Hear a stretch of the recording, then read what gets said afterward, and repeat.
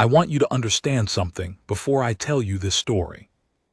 I've been a medical transcriptionist at Valhari Station for 11 years. 11 years of sitting behind reinforced glass, watching surgeries that would make your stomach crawl up your throat and ask for permission to leave. I've seen a Drenari soldier get his second heart replaced while he was awake and talking about his daughter's school recital. I've watched a Corvathi female deliver 12 embryonic pods in under 40 minutes, all of them screaming in frequencies that cracked 3 monitor screens. I once documented a 9-hour procedure where a team of 6 surgeons rebuilt a Mechari diplomat's entire skeletal lattice from synthetic coral. None of it. Not a single moment across 11 years prepared me for what happened in Operating Suite 7 on the afternoon of Galactic Standard Date 4471.88. Nothing prepared any of us. It started with a transport shuttle docking at Bay 14. I remember that specifically because Bay 14 had been offline for maintenance. They rerouted power to it in a hurry. I was eating lunch, rehydrated noodle broth, the Terran kind, which I developed a taste for despite not being human myself. I'm Palani if that matters, short, gray-green skin, 4 eyes, 2 of which are mostly decorative at this point in our evolution. I mention it because people always want to know what species is telling the story, like it changes the facts somehow. It doesn't. Facts are facts. The alert came through the station's intercom. Not the regular docking tone, the medical priority chime, 3 ascending notes followed by a pulse. I'd heard it maybe 6 times in 11 years. I put my broth down and didn't finish it. I still think about that broth sometimes, sitting there on the counter getting cold while the rest of my shift turned into something I'd spend years trying to describe to people who weren't there. The patient arrived on a hover stretcher flanked by 2 human military escorts. Both of them were wearing Deep Space Patrol uniforms, the dark ones with the silver threading along the shoulders. Terran Naval Command, 4th Frontier Division. The patches told me that much. Their faces told me something else entirely. They were scared. Not nervous, not concerned, scared. The kind of scared where the body has already processed the shock and moved into that calm, rigid place where you function because the alternative is falling apart. I've seen that look on soldiers before, but usually after a battle. These 2 looked like they'd been sitting with whatever had frightened them for days, maybe weeks. The patient between them was a human male, tall even by Terran standards, broad through the shoulders with the kind of lean, hard musculature you get from years of real physical work, not gymnasium training. His skin was pale, not naturally, I think, but from something. Illness, maybe. Blood loss. His hair was dark and cropped short, military regulation, and his eyes were closed. But he was breathing. I noticed that because one of the escorts kept checking.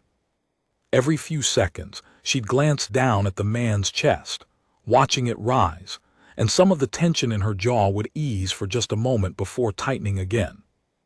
Dr. Valith Sauron met them at the intake corridor. Now I need to tell you about Valith, because she's central to everything that happened. Dr. Sauron was Thanari, tall, elegant, with that silver-blue skin their species is known for, and the bioluminescent markings along her temples and forearms that pulse with their emotional state. She'd been chief xenobiological surgeon at Valhari Station for 7 years, and in that time she'd built a reputation that stretched across 3 galactic sectors. Species that normally refused to let outsiders touch them would request her by name. She had steady hands, a precise mind, and the kind of calm that made you believe everything was going to be fine even when the monitors were screaming. I'd never seen her calm break, not once. But I'm getting ahead of myself. Valith met the stretcher at the corridor junction, already pulling on her diagnostic gloves. She had her scanner out before anyone said a word, running it over the patient in smooth, practiced sweeps. "How long has he been unconscious?" she asked. The female escort, Lieutenant Commander Yara Bryce, I learned later, answered, "He hasn't been unconscious, he's been asleep." Valith looked up, asleep. 18 days. A pause. I saw Valith's bioluminescent markings flicker, just once. A pale blue ripple that disappeared before anyone who didn't know her would have noticed. 18 days of continuous sleep, she repeated. Not a question, just processing. We couldn't wake him, said the other escort. A young man, couldn't have been more than 24. His name tag read SGT, TOMLIN. We tried everything short of cardiac stimulation. He responds to pain, pulls away, sometimes groans, but he won't open his eyes. Valith looked at her scanner, then looked again. I was watching from the transcription booth, which had a direct visual feed into the intake corridor, and I saw her tilt the scanner slightly, the way you tilt a document you were reading to make sure the light wasn't playing tricks. What is his name? She asked. Commander Marcus Hale, Lieutenant Commander Bryce said. 4th Frontier Division, Deep Space Patrol Vessel Ardent. He's been serving on the Outer Rim for the last 14 months. And when did the sleep begin? Bryce hesitated, just a fraction, after we responded to a signal. Valith waited. The Thenari are good at that. Waiting. Their species evolved as ambush predators millions of years ago, and even now in their refined and civilized form, they carry that patience like a blade they never fully sheathed. What kind of signal? Valith asked. Bryce glanced at Sergeant Tomlin. Some communication passed between them, the kind that doesn't use words. We don't know, Bryce said. It was on a frequency we'd never encountered. It was coming from a dead zone, no registered systems, no cataloged bodies, just empty space. The commander took a small team to investigate the source. And they found something, a structure, floating. No power signature, no atmosphere, no identifiable construction materials. Commander Hale entered it alone. Why alone? Bryce's jaw worked, because the doorway was only large enough for a human. That detail, I wrote it down and underlined it twice. I don't know why. Something about the way she said it made the air in my booth feel thinner. Valith nodded slowly. She looked back at the scanner, and this time I could see the readout from my angle. I'm not a doctor, but I've been reading medical displays for over a decade. I know what normal human vitals look like on a Thenari diagnostic scanner. These weren't normal. His heart rate was 40 beats per minute. Low, but within range for a sleeping human, especially a fit one. His blood oxygen was fine. Neural activity was. Well, that's where things got strange. The scanner was showing brain activity patterns I'd never seen before. Not for humans, not for any species. It looked like his brain was doing something it wasn't designed to do, running processes that didn't correspond to any known cognitive function. And there was something else. A density reading in his abdominal cavity that the scanner had flagged with a yellow advisory marker. Not red, yellow. Which meant the system recognized that something was there but couldn't identify what it was. Valith saw it too. Prep Suite 7, she said quietly. Full imaging array, and call Dr. Pell. Dr. Ranesh Pell was the station's secondary xenobiologist, specializing in Terran physiology. He was human himself, mid-50s, gray at the temples, with hands that were never entirely still. He had a habit of tapping his fingers on surfaces when he was thinking. Table edges, door frames, his own knees. It was the kind of thing that should have been annoying but somehow wasn't, because when his fingers were moving, it meant his brain was working. And when his brain was working, patients tended to survive. He arrived in Suite 7 12 minutes after the call. By then, Commander Hale had been transferred to the surgical bed, and the full imaging array was warming up, a ring of 17 scanning modules that could map every cell in a body down to the molecular level. It took 4 minutes to complete a full sweep. Most doctors ran it once. Valith ran it 3 times. I was recording everything. Audio, visual, scanner data. That was my job. sit in the booth, watch through the glass, and make sure every detail was captured for the medical record. Most days it was routine. Today, my hands were doing that thing where they move faster than your thoughts, like your body knows something important is happening before your brain catches up. The first scan completed, and Valith pulled the results onto the main display, a large holographic projection that filled the center of the room with a three-dimensional model of Commander Hale's body. Bones, organs, vessels, all rendered in translucent layers that could be peeled away or magnified. From the booth, I could see it clearly. And I could see the thing in his abdomen. It was roughly the size of a human fist, situated just below the stomach and slightly left of center, nestled against the pancreas. It wasn't a tumor. Tumors have characteristic structures, irregular edges, dense cores, vascular infiltration. This was smooth, almost perfectly spherical, and it was wrapped in something that looked like a membrane, but not any membrane the scanner could identify. It was also warm. Not body temperature warm, warmer. The thermal overlay showed it running about 4.2 degrees above the surrounding tissue, which doesn't sound like much until you understand that inside a living body, temperature differentials like that don't just happen. Something was generating heat. Something was active. Dr. Pell leaned forward. His fingers stopped tapping. "Valith," he said, "what am I looking at?" She didn't answer immediately. She rotated the image, zoomed in, peeled away the intestinal layer to get a clearer view. The sphere sat there in the holographic light, perfectly round, perfectly contained, like it had always been there, like it belonged. "I don't know," she said. In 11 years, I had never heard Valith Sauron say those words. "Run a composition analysis," Pell said. His voice was steady, but his fingers had started moving again, not tapping, gripping the edge of the console. Valith initiated the molecular scan. This was the deep one, the scan that broke things down to their chemical components. It took 90 seconds to compile. The results appeared on the display. And for a moment, nobody said anything. The sphere was organic, that much was clear, but its cellular structure didn't match any known species in the galactic medical database.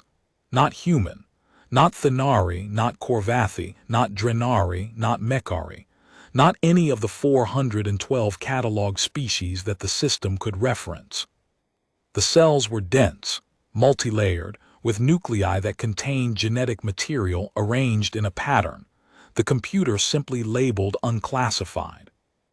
But here's what made Valith's markings flare, actually flare, bright enough that I could see the blue-white light reflecting off the surgical instruments. The sphere was growing.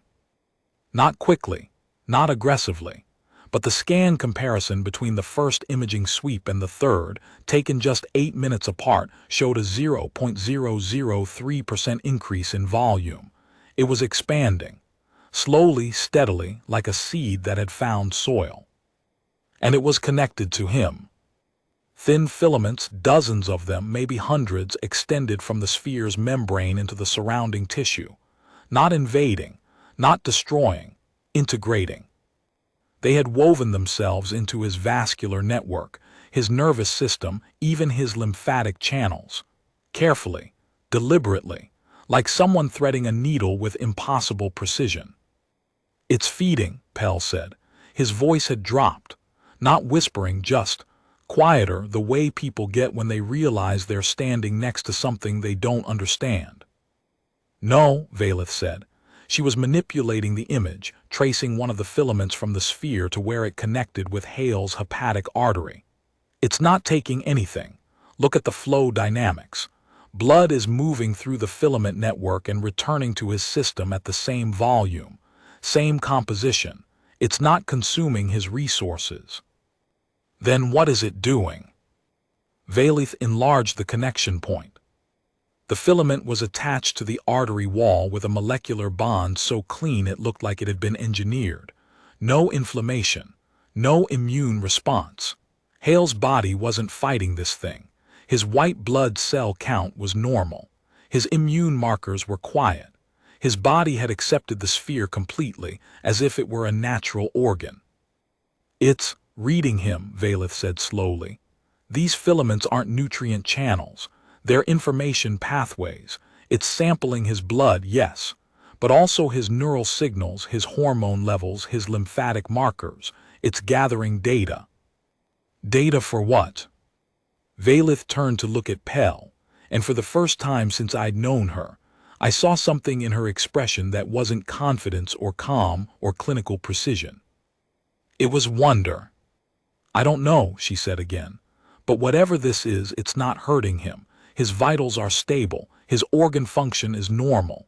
If anything, his baseline readings are better than what I'd expect for a human male of his age and service history.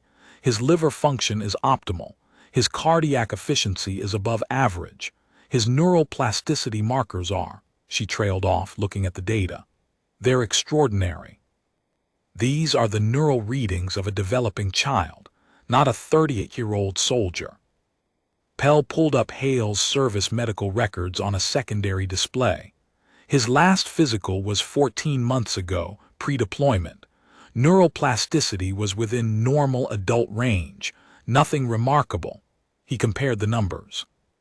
"These current readings are 300% higher. The sphere is doing this. Something is." They brought in specialists over the next 6 hours. Dr. Keth Muro, a Vietian neurobiologist whose primary research focused on cross-species neural interfaces. Dr. Liel Tanon, another Thenari who specialized in xenogenetic anomalies. A Corvathi cellular analyst named Brev, whose full name had 47 syllables and who simply went by Brev because he'd gotten tired of watching other species try to pronounce it. I stayed in my booth. I kept recording. I ate a protein bar at some point, though I don't remember tasting it. Each specialist examined the data independently, ran their own scans, applied their own analytical frameworks. And each of them, one by one, arrived at the same conclusion. They had no idea what the sphere was. Brev came closest to a structural comparison. He said the cellular architecture reminded him, vaguely, distantly, like a melody heard through a wall, of something he'd read about in theoretical biology papers. Structures that existed only in mathematical models. Cells that could function as both organic tissue and information processors simultaneously. Biological computing, essentially. The kind of thing that got discussed at academic conferences, and then dismissed as impractical because no known biochemistry could support it. "Except here it is," Brev said, gesturing at the holographic display with 3 of his 6 arms. "Doing it. Right in front of us." "Could it be a parasite?" Dr. Muro asked. He'd been quiet for most of the consultation, his large dark eyes fixed on the neural readings with an intensity that made me uncomfortable even through the glass. "An organism that's evolved to integrate without triggering immune response." "Parasites take," Valeth said. "They consume resources. This thing isn't taking anything. If it's a parasite, it's the first one in galactic history that gives more than it takes." "What do you mean, gives?" Valeth brought up a comparison chart. Commander Hale's organ function readings from 14 months ago versus now. Liver efficiency up 22%. Kidney filtration rate up 18%. Cardiovascular performance up 15%. Neural conductivity up the previously mentioned 300%. Bone density increased by 8%. Muscle fiber integrity improved across every measured group. "He's healthier than he was before," Valeth said. "Significantly healthier.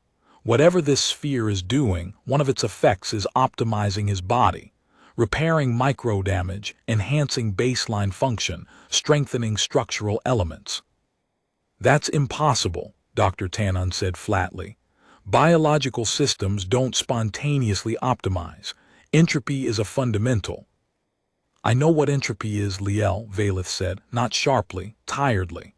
"I'm not explaining it. I'm describing what the data shows." The room went quiet for a moment. I could hear the hum of the imaging array, the soft beep of Hale's cardiac monitor, the almost subliminal vibration of the station's life support systems. Sounds I normally filtered out, sounds that suddenly felt very loud. "We should remove it," Pell said. Every head in the room turned toward him. "It's an unknown biological entity growing inside a patient," he continued. "We don't know what it is, where it came from, or what it's going to do. The fact that it's currently benign doesn't mean it will stay that way. Every parasitic organism in the galactic database has an integration phase before the exploitation phase.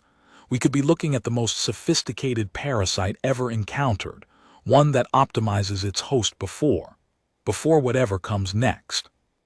It was a reasonable argument, a logical argument, the kind of argument that, in any normal situation, would have carried the room. Valeth shook her head. "The filament network is too deeply integrated. Removing the sphere would mean severing connections to his hepatic artery, his portal vein, his celiac plexus, and approximately 300 neural pathways that have already bonded with his central nervous system. The surgery itself could kill him, and even if it didn't, the sudden disconnection of 300 neural pathways." She let the implication hang. "Brain damage," Muro said quietly. "Catastrophic brain damage," Valeth confirmed. "We'd be trading an unknown risk for a certain one." "So we do nothing." Pell's fingers were tapping again, fast. "We observe. We document. We try to understand what we're dealing with before we start cutting." That was day one. On day two, Commander Hale opened his eyes. "I was in the booth, reviewing the overnight scan data. The automated system ran a sweep every 4 hours when the cardiac monitor registered a change. Heart rate climbing from 42 to 58 to 71 beats per minute, respiration deepening. And then, on the visual feed, I saw his eyelids move. Not flutter, move, deliberately, like someone who'd been awake for a while behind closed lids, gathering themselves before deciding to look. He opened his eyes, and they were wrong. I don't mean they were glowing or had changed color or any of the dramatic things you'd expect from a story like this.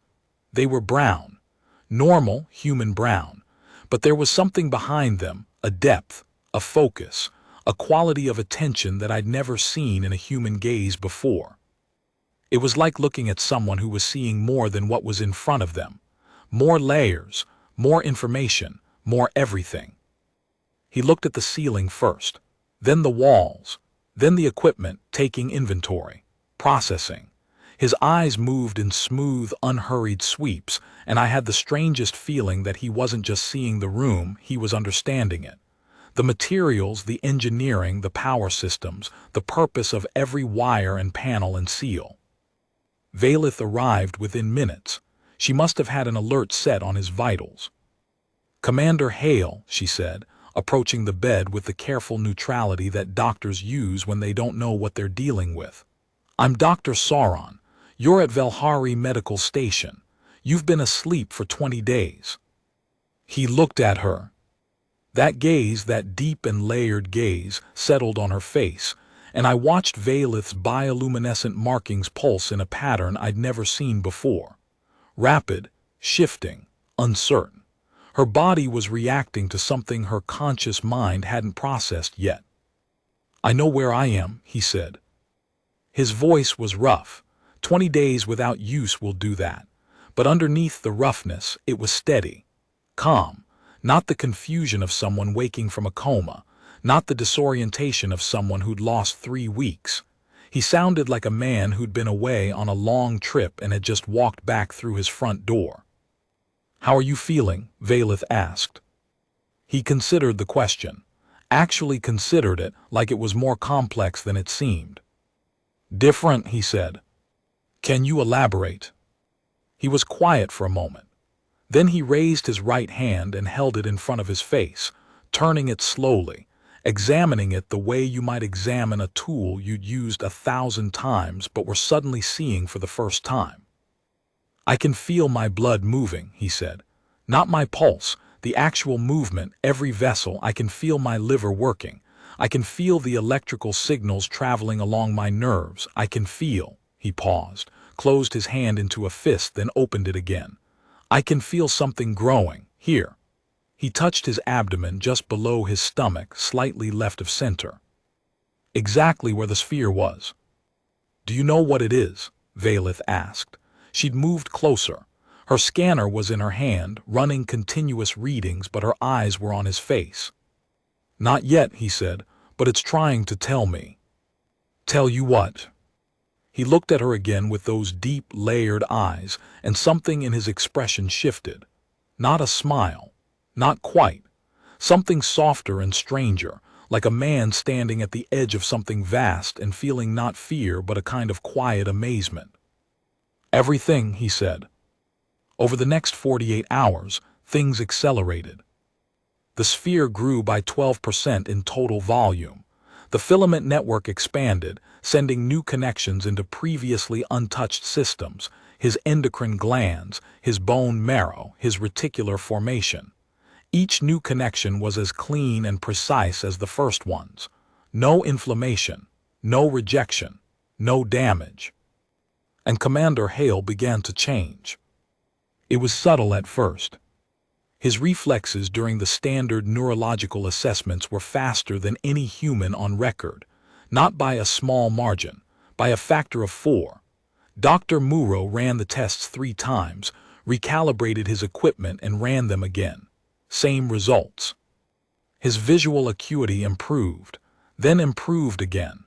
On day 3, he told Valeth that he could see the individual pixels on the medical display across the room. She tested him. He was right. His hearing sharpened to the point where he could distinguish the heartbeats of everyone in the room. He described Valeth's 212 beats per minute, the Thenari norm, and Pell's 74, slightly elevated from stress, and mine behind the glass in a booth that was supposed to be soundproofed. 81, he said, looking directly at the observation window, looking directly at me. And you skipped lunch again. I hadn't told anyone I'd skipped lunch. My stomach had been too tight to eat, but he could hear it, the absence of digestive activity, the specific quality of an empty stomach versus a full one. He was hearing the inside of my body from 30 feet away through reinforced glass. That was the moment I started being afraid. Pell wanted to operate. He made his case again on the morning of day 4, more urgently this time. The growth rate is accelerating, he said during the medical team's conference. I was recording from the adjacent room, but the door was open. At the current rate of expansion, it will double in size within 2 weeks. We don't know what happens when it reaches a critical mass. We don't know what it's building toward. Every day we wait, the filament network gets more complex, and surgical removal becomes more dangerous. Surgical removal is already functionally impossible, Valeth said. The neural integration alone. Then we need to consider other options, targeted radiation, chemical dissolution, something. You want to attack an unknown biological entity that is deeply integrated with his nervous system, his vascular network, and his endocrine system, using methods that will certainly damage the surrounding tissue and potentially trigger a defensive response from an organism we don't understand. Valeth's markings were steady now. Cold blue, the color of controlled frustration. What do you think happens if this thing fights back, Ranish? Pell opened his mouth, closed it. We don't even know if it can fight back, he said, but the conviction had left his voice. We don't know anything, Valeth replied. That's the point. We are in unknown territory, and the first rule of unknown territory is, don't start fires until you understand what's flammable.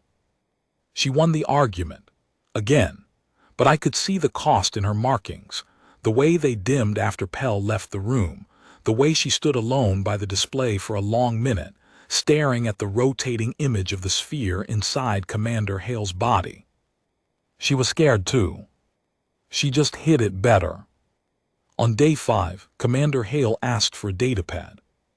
Not a medical datapad, a standard information terminal. He wanted access to the station's library database. Valeth hesitated.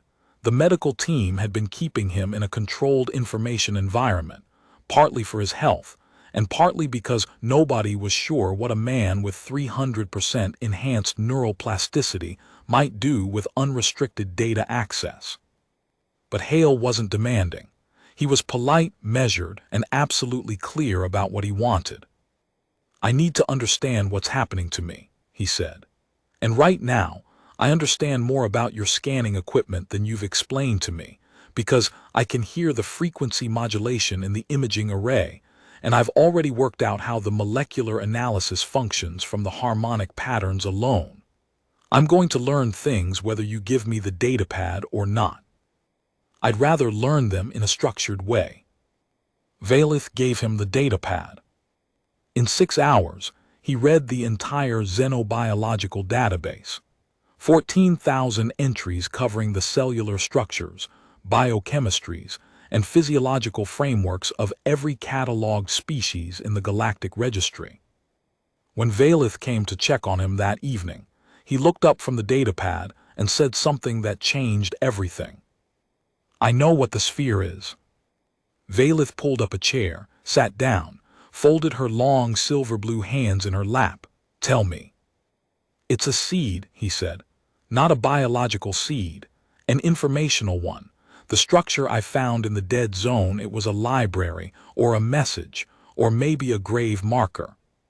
Something left behind by a species that existed before any of the current galactic civilizations, before the Thenari, before the Korvathi, before anyone."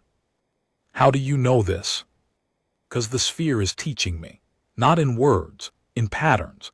It's been integrating with my nervous system because it needs a biological substrate to unpack its information. It chose me because—" He paused, and for the first time since he'd woken up, I saw uncertainty in his face. "Because human neurology is unusually flexible. Our brains have more redundant pathways, more adaptive capacity, more tolerance for novel connections than almost any other species in the database I just read. We're not the smartest, we're not the fastest processors, but we're the most adaptable, the most willing to restructure." He touched his abdomen again. The gesture was becoming habitual, not pained, almost protective. Whatever species created this, they designed it to find a host that could handle the integration process. And apparently, humans are the closest match they could have hoped for. Valeth stared at him for a long time. Her markings were doing something I'd never seen, cycling through colors in a slow, rhythmic pattern.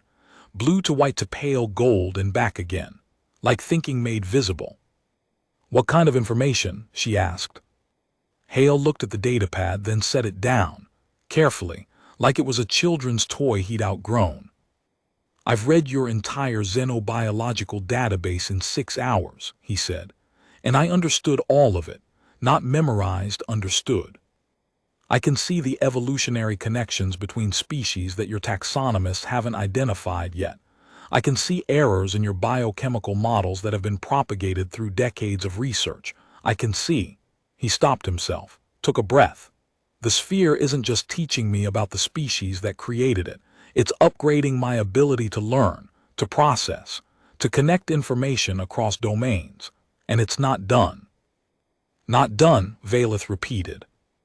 "It's at maybe 8% of its total integration. When it's complete, I'll be able to—" He trailed off again, shook his head slowly.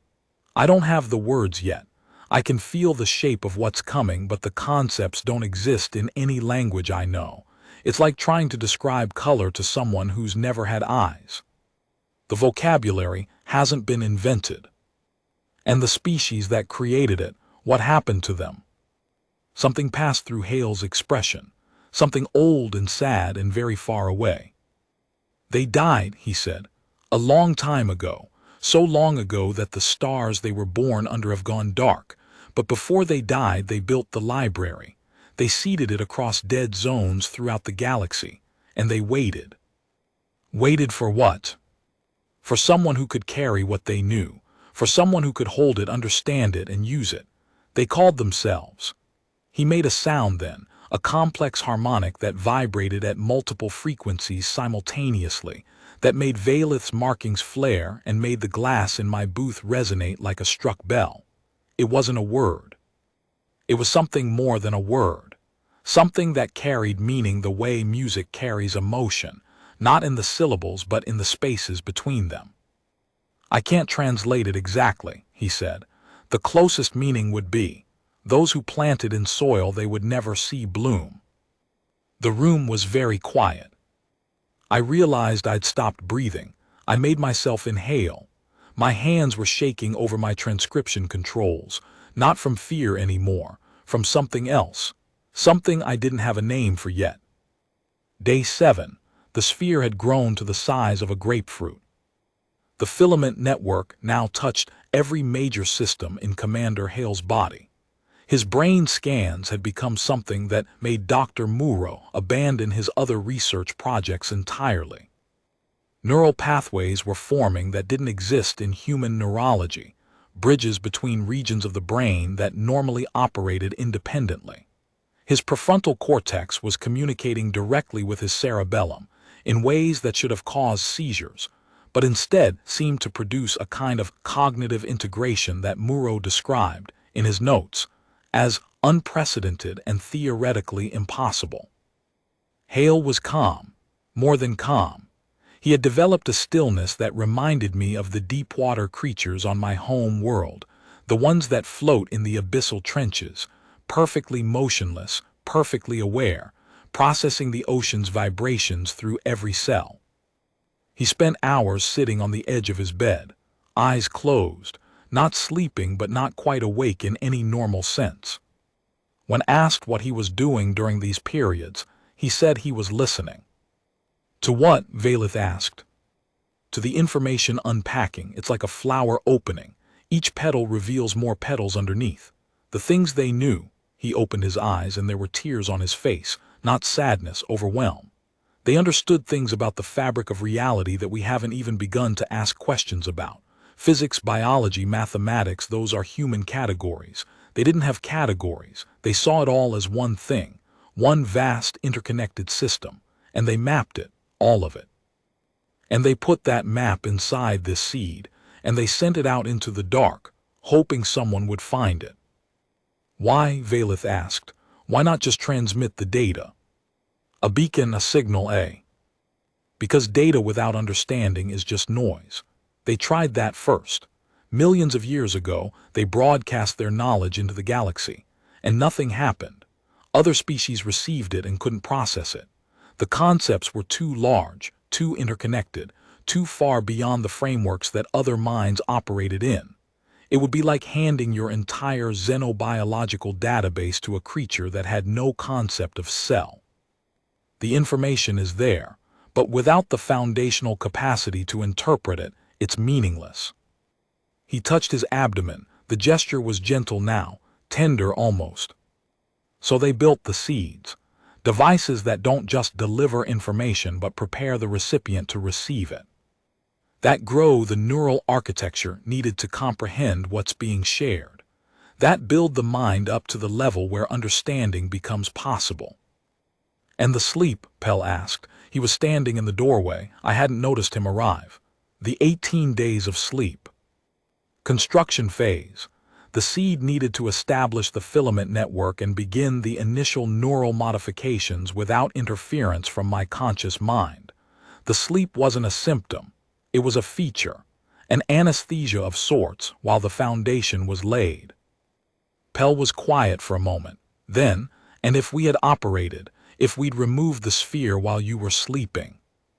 Hale looked at him, that deep, layered gaze that seemed to see through walls and bone and pretense. "I would have died," he said simply. "And the knowledge of a species that existed for 800 million years would have died with me." Day 9. The thing that happened on day 9 is the reason I'm telling this story, the reason I'll never stop telling it. Brev, the Korvathi cellular analyst, had been running continuous composition studies on the sphere's outer membrane. He'd been trying to find any structural parallel in the galactic record, any hint of a related technology or organism. He'd found nothing, but he was persistent, and on day 9 his persistence paid off. The membrane, he announced during the morning conference, all 6 arms gesturing at the data display, is not a single structure. It's a layered encoding medium. Each layer is a different form of information storage. The outer layer is chemical molecular sequences that encode data in a format similar to DNA, but approximately 40,000 times more information dense. The second layer is electromagnetic structured fields that store information in wave patterns. The third layer is, he paused, and 2 of his arms dropped to his sides, a Corvathy expression of genuine bewilderment. The third layer is gravitational. Gravitational, Valeth repeated. Microscale gravitational fields, structured, encoded, carrying information in the curvature of spacetime itself, at a scale so small that our instruments can barely detect it, but it's there, and there are more layers beneath that. I've identified 7 so far, and I believe there are dozens more. What's stored in these layers? Everything, apparently. The first layer, the chemical one, that's the biological interface. The instructions for the filament network, the neural modification protocols, the host optimization routines. That's the manual, if you will. The second layer contains what I can only describe as a sensory lexicon, a translation framework that would allow the host to perceive and interpret information from the deeper layers. And the deeper layers. He spread all 6 arms wide. I believe the deeper layers contain the actual knowledge archive, the collected understanding of an entire civilization, stored in the physical structure of the seed itself. And Commander Hale's body is, slowly, learning to read it. Hale was awake when I went to check the overnight recordings that evening. This was unusual. I normally did this work during the day shift, but I'd been unable to sleep. Too many thoughts, too many questions. The kind that chase each other around the inside of your skull until you give up on rest and go back to work. He was sitting up in bed, and the room was dark except for the soft glow of his vital signs monitor, and I noticed this with a start, a faint luminescence coming from his skin.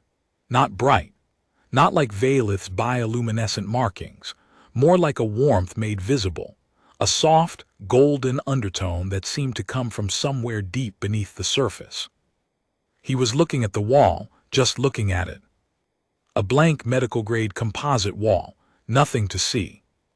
But his expression, I've thought about his expression every day since. It was the face of someone looking at something beautiful, something heartbreaking, something so vast and complex and magnificent that the act of seeing it was, itself, a kind of prayer. "You're Palani," he said without turning his head. He'd heard me enter the booth. Of course he had. "Yes," I said through the intercom. "Your species has 4 eyes but primarily uses 2.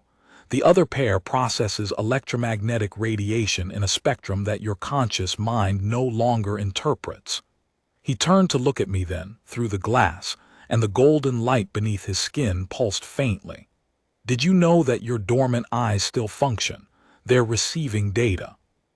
Your brain just doesn't know what to do with it anymore." I didn't know what to say to that. The species that created the seed, they understood sensory evolution. How organisms develop new perceptual capabilities over millions of years, and how those capabilities sometimes atrophy when the environment no longer demands them. Your dormant eyes aren't broken. They're waiting. Waiting for what? He smiled. The first real smile I'd seen from him. It was tired and warm and impossibly kind. For the right signal to wake them up. I went home that night and stood in front of a mirror and looked at my own eyes, all 4 of them, for a long time. The upper pair, the ones I used every day, and the lower pair, smaller, darker, set deeper in my skull. The ones that every Palani child asks about, and every Palani parent explains away as evolutionary leftovers, biological artifacts, useless. "Waiting," he'd said. I didn't sleep that night either. Day 12. The sphere was now the size of a small melon, and Commander Hale asked to speak to the station commander. This was a political request as much as a medical one. Station Commander Drellies was a Mechari, a species known for their bureaucratic precision and deep suspicion of anything that couldn't be categorized and filed in triplicate. He'd been receiving daily reports on Hale's condition and had, thus far, been content to let the medical team handle the situation. But a direct request from the patient changed things. Protocol required a response. Drellies arrived with 2 security officers and a legal recorder. He stood at the foot of Hale's bed and looked at him the way a customs inspector looks at a piece of luggage that's ticking. "Commander Hale," he said, "I understand you have information to share." "I do." Hale was standing now. He'd been on his feet for 2 days, pacing the room in slow, measured circuits, as if his body needed to move to keep up with what was happening inside his mind. The golden undertone in his skin was stronger now, visible even under the bright surgical lights. "I wanted to inform you, and through you, the Galactic Cooperative Council, of what the seed contains." "And what does it contain?" Hale looked at Drellies the way a teacher looks at a student who's about to be handed a test they aren't prepared for. Not unkindly, just with the recognition that what's coming next will be difficult. "Among other things," Hale said, "it contains a complete cure for Veshan neural decay." The room went very still. Veshan neural decay was a degenerative condition that affected over 60 million Veshans across the galaxy. A slow, progressive deterioration of neural tissue that led to cognitive decline, motor failure, and eventually death. It had no cure. It had no treatment. Billions of credits had been poured into research over the past century, with no meaningful results. Dr. Muro was Veshan. I looked at him through the glass. He was standing against the far wall, and his large, dark eyes had gone wider than I'd ever seen them. His lips were parted. His hands, usually so animated, hung motionless at his sides. "It also contains," Hale continued, "solutions to the Korvathi fertility crisis, the thermal regulation failure affecting Drenari colonies in the outer systems, the atmospheric contamination on Thenari 7 that's been slowly poisoning 3 billion people for the past 40 years. He looked at each person in the room in turn, holding their gaze long enough for the weight of what he was saying to land. "It contains medical knowledge that could eliminate every major disease affecting every known species in this galaxy. It contains engineering principles that could revolutionize energy production, material science, and faster-than-light travel. It contains mathematical frameworks that would resolve theoretical contradictions your physicists have struggled with for centuries." He paused. "And it contains a warning." I'm going to stop here for a moment, not because the story stops. It doesn't. What happened next, what the warning said, what it meant, what Commander Hale became in the weeks and months that followed, that's the rest of it. And I'll tell it. All of it. But I need you to sit with this part first. I need you to understand the moment, that room, those people. A Thenari surgeon whose entire career had been about understanding bodies, standing next to a human whose body was becoming something no one could understand. A Veshan neurobiologist hearing that the disease killing his people had a cure, and that the cure was growing inside a man from a species that most of the galaxy still considered primitive. A Korvathi analyst whose entire species was dying slowly because they couldn't reproduce fast enough, being told that the answer was sitting in a sphere the size of a melon inside a soldier who'd walked into the wrong room on a derelict structure in the middle of nowhere. And me, a Palani transcriptionist with 4 eyes and a cold bowl of noodle broth, writing it all down because someone had to. Because someone always has to. The species that built the seeds had a name for humans, Hale told us later. Not the harmonic sound he'd made before, the untranslatable one. A different name. A simpler one. Loosely translated, it meant the ones who walk into dark rooms. Not the strongest, not the smartest, not the most advanced or elegant or refined, but the ones who, when confronted with an unknown darkness, step forward instead of back, the ones who reach out instead of recoil, the ones whose first instinct when facing something they don't understand is not fear but curiosity. A doorway sized for humans. They built it that way on purpose.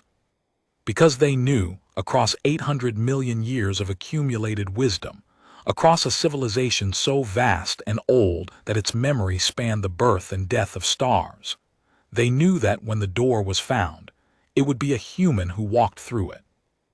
Not because humans are special, because humans don't know they're not. And sometimes, Hale said, with that golden light pulsing beneath his skin like a second heartbeat, sometimes that's exactly the same thing.